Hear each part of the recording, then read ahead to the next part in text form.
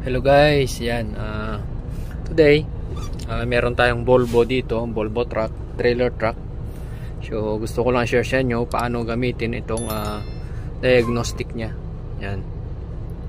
So paano nga ba gamitin self-diagnostic ng isang Volvo. Yan. So dito sa may right side, yan.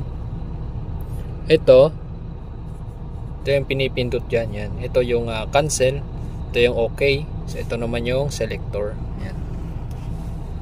Yan. So makikita nyo merong check dyan.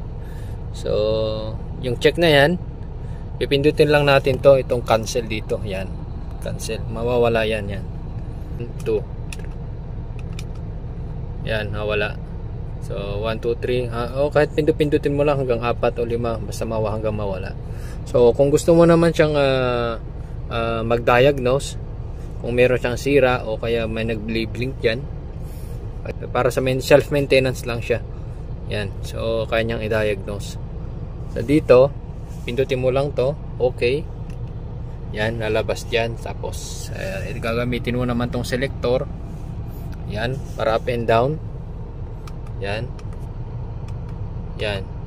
So kung gusto mo mag-reset, yan. Kung gusto mong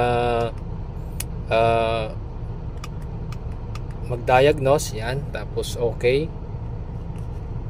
Yan. Tapos full diagnostic, part number, yan. Makikita mo dyan calibration. Yan. So cancel mo naman, cancel lang, back ka lang. Yan. Yan. Diyan mo makikita lahat ng setting niya. Yan. Kung meron siyang pass na yan, wala. So check, so mag-cancel lang tayo.